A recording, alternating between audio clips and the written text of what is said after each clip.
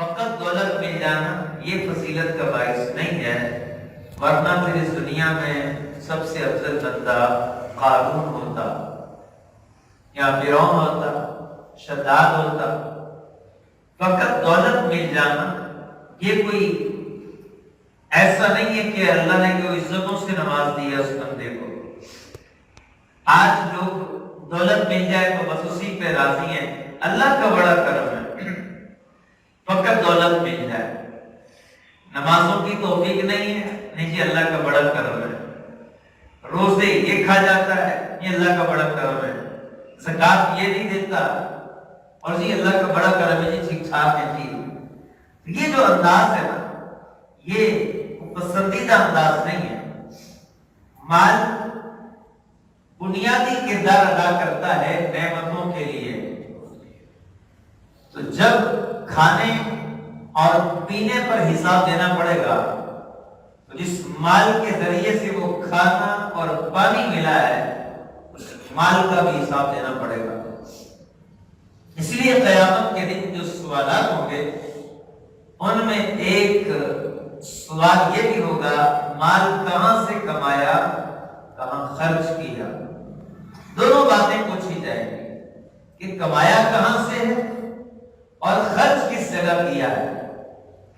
مال یہ اللہ کی ایک بنیادی نعمت ہے، اور نعمت جب اللہ تعالیٰ دیتا ہے تو رب کریم قیامت میں اس کے بارے میں سوال بھی کرے گا، اور یہ ایسا سوال ہے جس کے بارے میں اللہ تعالیٰ نے فرمایا ثم لتسألن یومئذ عن النعیم، کہ ہم اس دن نعمتوں کے بارے میں تم سے ضرور پوچھیں گے، تم سے ضرور پوچھ گچھ کی جائے گی نعمتوں کے بارے میں۔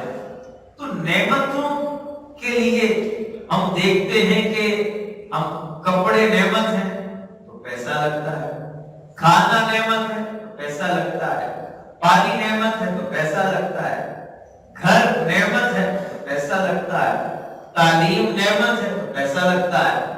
یعنی ہم غور کریں کہ پیسے کی، دولت کی کتنی اہمیت ہے۔ وہ ایک الگ بات ہے جو میں نے شروع میں کی ہے کہ فقط دولت مل جانا یہ کوئی شرف اور مرتبے والی بات نہیں کہ جس کو زیادہ پیسے مل گئے، زیادہ دولت آ گئی، وہ اللہ کے ہاں زیادہ عزت والا ہے، ایسا نہیں ہے۔ دولت ہے کیا؟ قرآن کی نظر میں مال کا فلسفہ کیا ہے؟ انما اموالکم واولادکم فتنہ۔ اللہ تعالیٰ فرماتا ہے بے شک تمہارے مال اور تمہاری اولادیں یہ فتنہ اور آزمائش ہے۔ تو مال بنیادی طور پر ایک طرح کا فتنہ ہے، آزمائش ہے۔ اب اس آزمائش سے وہ آدمی نکل سکتا ہے جو قرآن و سنت کا علم حاصل کر کے مال کو صحیح جگہ سے حاصل کرے، درست طریقے سے حاصل کرے، جائز ذرائع سے حاصل کرے، اور جو آگے خرچ کرنے کی جگہ ہیں یا تو وہ فرض ہو یا واجب ہو یا سنت ہو یا مستحب ہو یا کم از کم جائز ہو، اس سے اگلا درجہ نہیں کہ حرام ہو، مکروہ تحریمی ہو، ناجائز ہو اور ناپسندیدہ ہو، اس طرف نہیں جانا، کم از کم جائز ہو۔ تو مال کہاں سے کمایا، کہاں خرچ کیا؟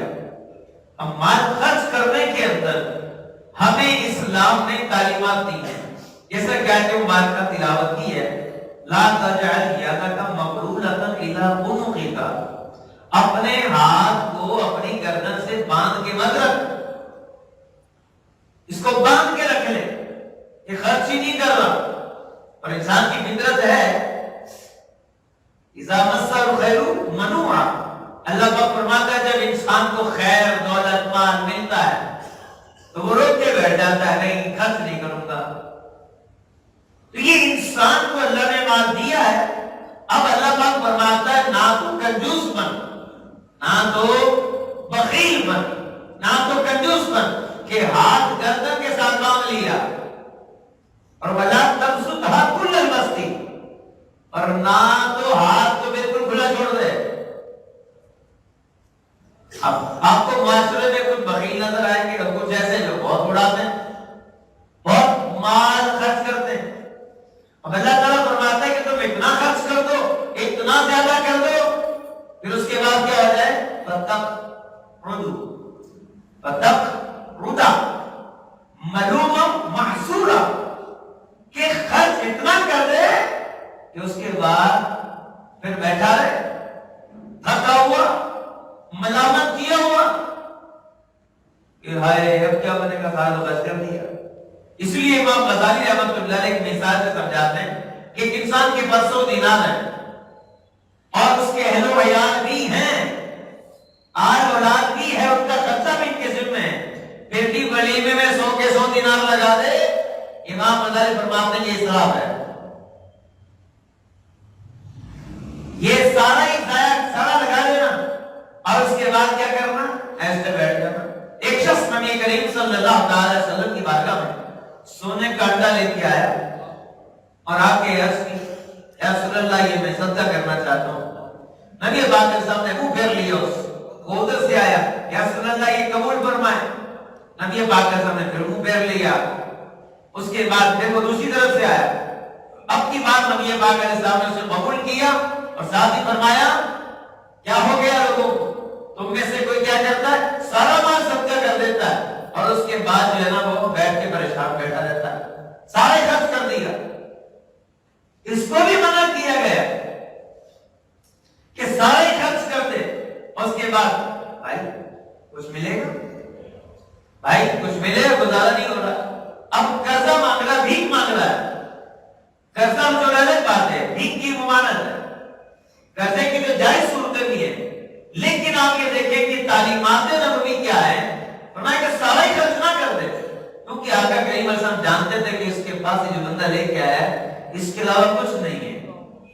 تو اس سے نبی پاک کے سامنے پہلے منہ پھیرا. مطلب یہ تھا کہ حضور سے بتانا چاہ رہے ہیں کہ تو یہ نہ کر, لیکن چونکہ وہ اللہ کی راہ میں لے کر آیا ہے نا, نبی پاک علیہ السلام پہ تیسری مرتبہ قبول کر لیتے ہیں اور ساتھ ہی نصیحت بھی کرتے ہیں. ساری دنیا کو پیغام دیا جاتا ہے کہ ایسا نہ کیا کرو. اور قرآن مجید فرمانے میں کیا فرماتا ہے, نہ تو ہاتھ گردن کے ساتھ بندہ رکھو, نہ بالکل کھلا چھوڑ دو. اب کرنا کیا ہے, دیکھیں نہ تو خرچ کرے آدمی, کچھ نہ خرچ کرے تو بخیل ہے, یہ کنجوسی اور بخل ہے, اور سب کچھ ہی کر دے تو یہ فضول اسراف, فضول خرچی ہے, اسراف اور تبذیر ہے. اب کرنا کیا ہے, تو درمیان میں رہنا ہے. درمیان میں کیا ہے, درمیان میں ہے سخاوت. کیا ہے سخاوت. سخاوت کا مطلب ہوتا ہے جہاں ضرورتاً خرچ کرنا ہو, جہاں مربتاً خرچ کرنا ہو, جہاں شرعاً خرچ کرنا لازم ہو تو وہاں خرچ کرے آدمی.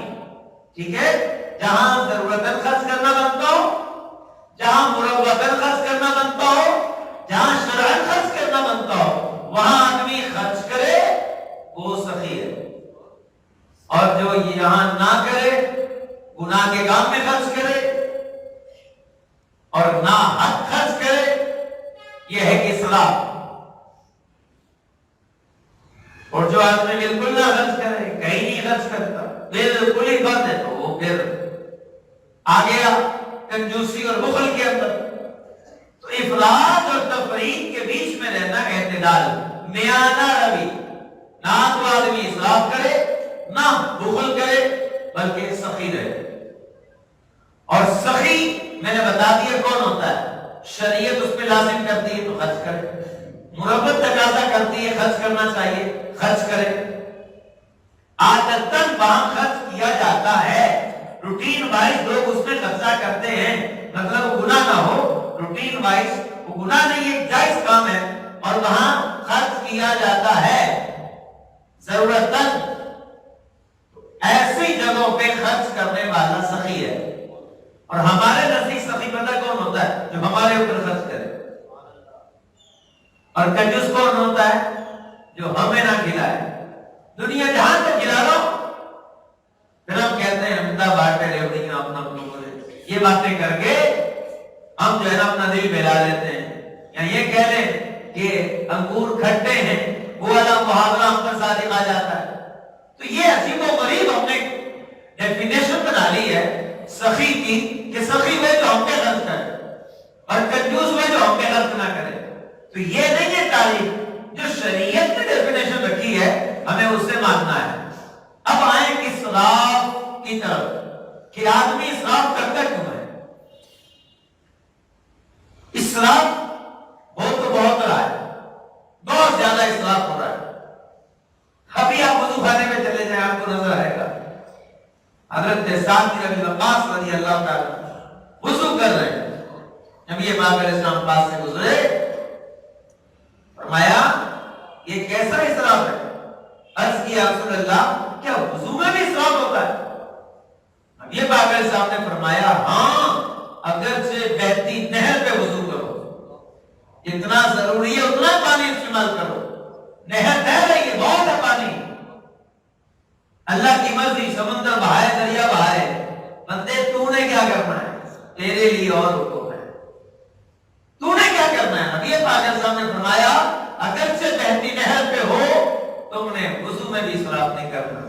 ہمارے ہاں نل کھلا ہوا ہے، ایک پاس بندہ کھڑا اس سے باتیں کر رہے اور وہ پانی ضائع ہو رہا ہے۔ وضو کرنے کے دوران باتیں کرنے کی ممانعت اسی وجہ سے ہے کہ آپ اسراف نہ کریں، اور اگر اسراف نہیں کرتا بات کر لیتا تو وہ منع بھی نہیں۔ وضو کرتے وقت بات کرنا جائز ہے، لیکن منع کیوں کرتے ہیں؟ اس لیے کہ آدمی باتوں میں لگ جاتے ہیں، پانی ضائع ہوتا ہے۔ بڑی عجیب و غریب معاملہ ہے جی، پانی لیا مسے کے لیے، اب نل چھوڑ دیا کھلا ہوا، اس کو بند کرنے کی توفیق نہیں ہے، بہت احتیاط کرنے کی ضرورت ہے۔ اور مسجد کا پانی نمازیوں کے لیے، وضو کے لیے، اب کوئی آپ کے برتن دھوئے گا یہ نجائز کرے گا، اسراف ہے۔ مارکیٹ والوں کو بھی خیال کرنا چاہیے، اپنا پانی لے خریدے اس سے برتن دھوئے، یا وضو خانے میں بیٹھ کے آپ تو پورا میک اپ کرتے ہیں، ایک تو میک اپ کرنے والے الگ ہیں اور دوسرے نہانے والے الگ ہیں، وضو ان کا ایسا ہوتا ہے اتنا پانی بہاتے ان کا بس نہیں چلتا کہ وہ رگڑ رگڑ کے جو ہے نا اپنے منہ کی کھال ادھیر لیں، اتنا دھوتے ہیں۔ تو ایک بزرگ تھے امام اوزائی، ان سے کسی نے پوچھا احرام کی حالت میں خارج ہو تو کر سکتے ہیں؟ انہوں نے کہا ہاں بھی کر سکتے ہیں۔ کہا کس قدر؟ فرمایا جب تک تیری ہڈی نظر نہ آ جائے اس قدر۔ ہمیں تو مسئلہ بتا دیا، بس ٹھیک ہے، اب کس قدر کا کیا چکر ہے یار؟ تو خیر، تو بات اوقات یہ ہوتا ہے ایسا پانی استعمال کرتے ہیں، اتنا کرتے ہیں ایسا لگتا ہے بھینس ابھی پانی سے نکل گیا ہے۔ بھائی وضو کرنا ہے، نہانا تو نہیں ہے، تو اس لیے پانی کا اسراف نہیں کریں۔ لائٹس کا اسراف، آفس میں کہیں کام کرتے ہیں، نکلے باہر لائٹیں ساری جل رہی ہیں، گھر کے اندر ضرورت ہی نہیں ہے لائٹیں چل رہی ہیں، اور بھائی یہ اسراف نہ کریں۔ اور پھر اس کے بعد آپ آ جائیں اسراف کہاں کہاں میں نظر آتا ہے۔ بعض لوگ کولڈ ڈرنک پیتے ہیں، تھوڑی چھوڑنا فیشن ہے، اس ساری پی لیں گے لوگ کیا مجھے سمجھیں گے بڑا بھوکا ہے، پیاسا ہے، پتہ نہیں کتنے دنوں سے پانی نہیں پیا۔ ایسا کچھ نہیں ہے، خدا کی شرم کریں، نبی کی شرم کریں، اور یہ فضول حرکتیں نہ کریں۔ لوگ کیا کہیں گے اس جملے نے لوگوں کا لائف سٹائل خراب کیا ہوا ہے، انہیں کہیں کا نہیں چھوڑا ہوا۔ لوگ کیا کہیں گے؟ وہ کچھ نہیں کہیں گے، انا للہ و انا الیہ راجعون، وہ یہی کہیں گے آخر میں، اور کچھ نہیں کہیں گے۔ لوگ کیا کہیں گے؟ اپنے ہی دماغ میں بنا لیتا بندہ، امیجن کر لیتا ہے لوگ کیا کہیں گے، اور اسراف کر رہا ہے، فضول کر رہا ہے۔ تو یہ چیزیں نہیں کرنی چاہیے، اسراف سے بچیں۔ اسراف بہت بڑا گناہ ہے، ناجائز ہے۔ اگر اسراف خلاف مربت چیزوں کے اندر ہوتا ہے پھر تو مکروہ ہے، تنزیہی ہے، لیکن اگر خلاف شرع معاملہ ہے اور ایسی چیزیں جس پہ گرفت ہوتی ہے اس کی، تو پھر تو یہ حرام کا معاملہ ہے۔ اسراف کہاں کہاں ہو رہا ہے؟ شادیوں میں دیکھیں آپ، کھانوں کے اندر اتنا اسراف، اتنی حوث لالچ ہوتی ہے کہ وہ 4 پلیٹیں بھر کے رکھ لیں گے، اس کو پتہ ہے خدا کے بندے کو میں نہیں کھا سکتا یہ، لیکن برا ہو لالچ کا، برا ہو حوث کا، طمع کا، یہ انسان کو مارتی ہے۔ साल दफा मुलाकात करने लगे, ये लोग गलत कहते हैं जी मैं लुट गया। बोले तो लालच लुटवा देती है, लालच होती है ना। हाँ इतने का लोड करा दो, तुम्हारा इनाम निकला, तुम्हें घर पहुंचाएंगे, ये करेंगे, इतना पूरा इतना इनाम निकल जाएगा, रातों रात लखपति हो। खुदा के बंदे, ना कल को लखपति करोड़पति अरबपति रातों रात हुआ है, ना आइंदा होगा। ठीक है ना, ये ध्यान में रखें। स्ट्रगल करनी होती है, मेहनत करनी होती है। जो होते हैं ना काम चोर, जिन्होंने मेहनत नहीं करनी, वो ऐसे सपने देखते हैं रातों रात में मालदार हो जाऊं। खैर हम बात कर रहे हैं कि माल को जाया न करें। कहां कहां खाना निकाल लिया ज्यादा, वो इसराफ हो रहा है। अच्छा शादियों के अंदर अजीबो गरीब कवाली नाइट हो रही है, नाउज़ुबिल्लाह। कवाली नाइट, कवाली तो चलो बात लोगों के नजदीक वो जो जवाब है शर्तों के साथ है, लेकिन आला हज़रत इमाम अहले सुन्नत का ये फतवा है कि म्यूजिक के साथ जो कवाली है वो नाजायज और हराम है। ठीक है जी। और जो जायज भी कहते हैं उनकी भी शराइत है, उसके वो शराइत होती नहीं है। और ये जो आजकल कवाली नाइट हो रही है शादियों के अंदर, ये तो गाने, उसका नाम कवाली रख दिया। हालांकि कवाली के अंदर तो ये है असल कि कोई पढ़ने वाला अल्लाह ताला की वहदानियत के, अल्लाह की मार्फत के, अल्लाह की जो सिफात और कमाल के अशार पढ़े, ये है कवाली असल, कि अल्लाह की पाकी बयान की जाए, अशार की सूरत में अल्लाह ताला की मार्फत की बातें बयान की जाएं, ये है कवाली। बाकी उसमें म्यूजिक ये नाजायज है। और ये जो आजकल कवाली नाइट हो रही है शादियों के अंदर, ये तो गाने, ये तो हराम काम है। एक तो कवाली हराम, उस पर नोट उड़ा है, ये भी हराम। और वो जो नोट दिए जाते हैं गाने बजाने के, ये हराम है उसके लिए। वो जो गाने कवालियां पढ़ रहा है ना, जो वो गाने गा रहा है जो, और एक तो ये कवाली नाइट है, फंक्शन अलग होते हैं, म्यूजिक कंसर्ट अलग होते हैं, वो भी एक सिस्टम है। एंट्री होती है जी दूल्हे की, वो भी म्यूजिक के साथ होती है। इतना शैतान और नफ्स ने इंसान को इसमें लगाया, लेकिन इसमें वर्किंग जो की है वो यहूदियों और ईसाइयों ने की है, हिंदुओं ने की है। उन्होंने 150 साल लगाए हैं इन मुसलमानों को गाने पे लगाने के लिए, इनको म्यूजिक और डांस पे लगाने के लिए, इनको फिल्में दिखा दिखा के, इनको गाने सुना सुना के इनकी जमीन मुर्दा कर दी। नसीहत असर क्यों नहीं करती? जदीद साइंस रिसर्च कर रही है, म्यूजिक के अंदर ऐसी चीजें शामिल होती हैं जिसकी वजह से दिल में मुनाफिकत का मर्ज पैदा हो जाता है, और दिल जो है वो नसीहत प्रूफ हो जाता है, उस पर कोई भी नसीहत करो असर नहीं करती। पता नहीं कितने ऐसे में जुम्मा पढ़ रहा है बंदा, बयान सुन रहा है, नमाज की अहमियत के बारे में सुन रहा है, नमाज शुरू नहीं करता, नसीहत ही नहीं हो रही। क्यों? गाने जो सुनने, तो गाने सुनेगा तो तेरा दिल के अंदर मुनाफिकत पैदा हो जाएगी, और दिल जो है वो नसीहत को कबूल ना करने वाली जगह बन जाएगी। तो फिर कैसे तो नमाज की तरफ आएगा, नसीहत कैसे असर करेगी, कैसे दीन की तरफ आएगा? तो खैर हम यहाँ बात कर रहे थे इसराफ की। इसराफ, इतना पैसा, ये जो गाने वाले को रकम दी जाती है ना, गाने वाले के हक में वो रकम खबीस है, हराम की कमाई है जो गाने के ऊपर दी जाए। अल्लाह, कितना खर्च, बहाने ढूंढ रहे कि कैसे खर्च करें, कहां खर्च करें। इतना भी माल है लोगों के पास, शादियों में इतना खर्च करना है। ऐसी ऐसी शादियां होती हैं, आप यकीन करें खुदा की कसम, एक शादी के अंदर 3 करोड़ रुपए खर्च हो गए। एक शादी से पहले सिर्फ रस्में हिना, आज की बात नहीं कर रहा हूं मैं, 18 साल पहले की बात कर रहा हूं। बफर जोन में एक शादी थी, वो शादी से पहले मंगनी हुई है, मंगनी पर उन्होंने 50 लाख रुपए लगा दिए। ये इतने साल पहले की बात कर रहा हूं। आज भी लोग करोड़ों रुपया शादियों में लगा देते हैं। अरे तेरे पास ज्यादा आ गया है तो कयामत के दिन जवाब दे सकेगा? गाने वालों को, मिरासियों को, इन लोगों को देकर, इन पे खर्च करके क्या तू हिसाब देगा कयामत में? अल्लाह अकबर। हमारे बुजुर्ग कैसे थे? सुफियान सौरी रहमतुल्लाह अलैह, वक्त का खलीफा मेहदी, उसने हज के मौके पर मीना के अंदर खैमे लगा लिए। बादशाह था ना, खलीफा था, खैमे लगा लिए, पिंडाल बनाए हुए हैं, और बड़े मजे से आराम से हज कर रहा है। اللہ اکبر. سفیان ثوری رحمۃ اللہ علیہ فرمایا یہ پنڈالیں کیوں لگائی تم نے؟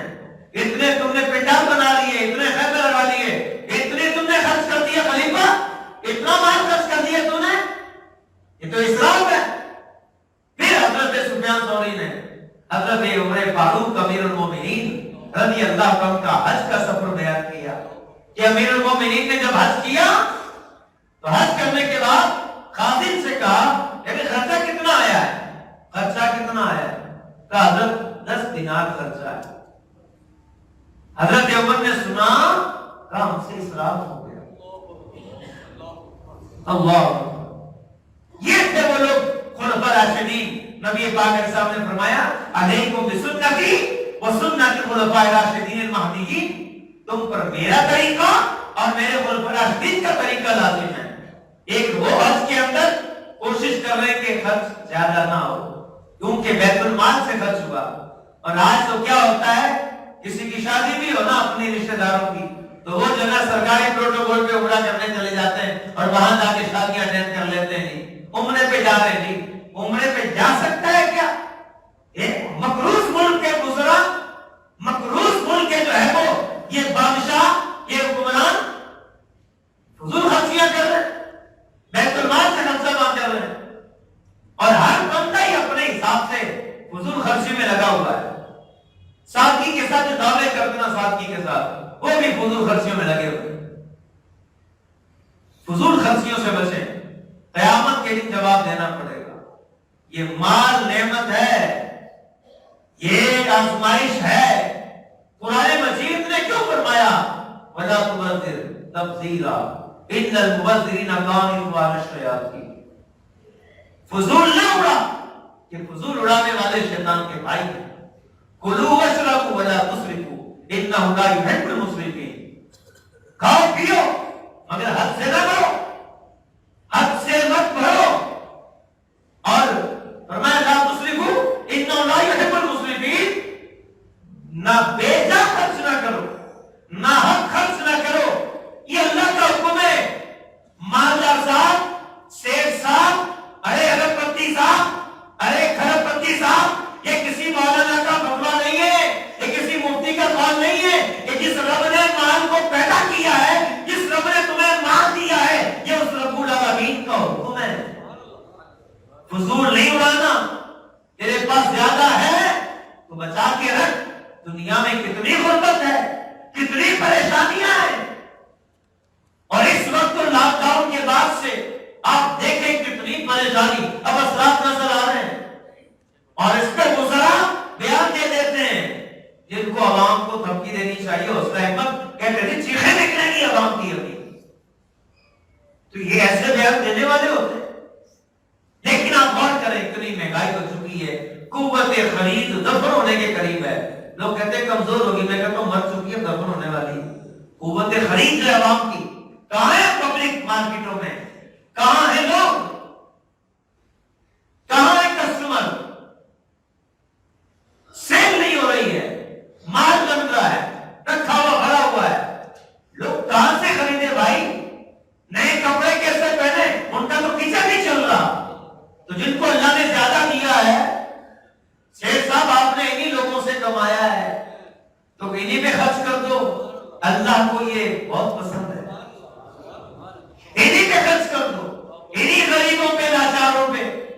تمہیں غریب نظر نہیں آتے. دیکھو لوگ روٹی کے لیے لڑ رہے ہوتے ہیں, کہیں کھانا بٹ رہا تو کیسی بری حالت ہوتی لوگوں کی. اور سفید پوش آدمی تو سمجھو نیچے نہیں پڑ رہا ہے. اتنے کیسے لوگ ہیں جو نہ ہاتھ پھیلا سکتے ہیں, نہ منہ کی زبان کھلتی ہے. اللہ تعالیٰ فرماتا ہے ان کے چہرے بتاتے ہیں, چہرے بتاتے ہیں کہ یہ مستحق ہے, لیکن اس کا منہ نہیں پڑتا, اس کے ہاتھ نہیں پڑتا. خالی ہاتھوں کو نہ دیکھو, کبھی آنکھیں نہیں پڑھو. کچھ سوالی بڑے خوددار ہوا کرتے ہیں. تو اس لیے ان سفید پوشوں کو دیکھو, یہ طبقہ جو ہے بالکل غریب ہے تو مانگ کے کھا لے گا, اور جو مالدار ہے اوپر اس کے ٹھاٹ لگے ہوئے, وہ تو بہانے ڈھونڈ رہا ہے, کہاں لگاؤں, جگہ نہیں مل رہی. پھر حرام کاریوں میں لگا رہا ہے, ادھر لگا رہا ہے, ادھر لگا رہا ہے. ایسی بری حالت. اور جو درمیان میں ज्यादा पिछड़े, ना मांग सकते हैं, ना हालतें खा सकते हैं बैठ के, बहुत बुरी हालत। इसलिए सफेद पोश लोगों को ढूंढने की जरूरत नहीं पड़ेगी। हमारे पास होते हैं, हमारे करीब होते हैं, हमारे साथ काम कर रहे होते हैं। सेठ साहब आपके एम्प्लॉय होते हैं, आपके मुलाजिम होते हैं। सेठ साहब, मैनेजर साहब आपके साथ काम कर रहे हैं, लोगों आपके अंडर काम कर रहे हैं, ये सफेद पोश मौजूद है। तो ये माल को जाया मत कीजिए, कभी वहां लगा दिया, कभी वहां लगा दिया। अल्लाह अकबर, अल्लाह अकबर। कभी सोचा है कि वो छोटे बच्चे भी आते होंगे ना, हैं, कोई यतीम का बच्चा भी, गरीब का बच्चा भी कभी आ गया है जी, वो हमारे पड़ोसी ने तो बड़ा खर्चा किया है, वो भी जाके अपनी अम्मी का दुपट्टा पढ़ के कहा, मम्मा मम्मा हमारे घर में भी तो होना चाहिए ये है, हमारे पास भी तो होना चाहिए ये है। गरीबों की बच्चियां भी शादियों में आ जाती हैं, वो देखती होंगी जहेज इतना दिया है, इतनी नुमाइश की है इन लोगों ने, वो भी तो जाके, वो बूढ़ा बाप कमा के थक गया, उससे पैसे जमा नहीं हो रहे अपनी बेटी की शादी करने के लिए। अरे ऐसे बहुत से बाप हैं जो अब उनकी हिम्मत जवाब दे चुकी है, वो खिलाएं उनकी शादियां करें। तो ऐसे लोगों को तलाश करें। माल अल्लाह ने ज्यादा दिया तो यहां खर्च कर दे। क़यामत के दिन ये सवाल होना है, और नेमत के बारे में पूछोगी, सुम्मा लतुस्अलुन्ना यौमइज़िन अनिन नईम। अल्लाह ताला हमारे हाले ज़ात पे रहम फरमाए, हमें हलाल कमाने की, हलाल खाने की, हलाल जगह पे खर्च करने की तौफीक अता फरमाए, इसराफ से बचाए, तब्ज़ीर से बचाए, हद से तजावुज करने से बचाए, और जो अल्लाह ने एक एक नेमत दी है ना, अल्लाह ताला उन्हें सही इस्तेमाल करने की तौफीक अता फरमाए।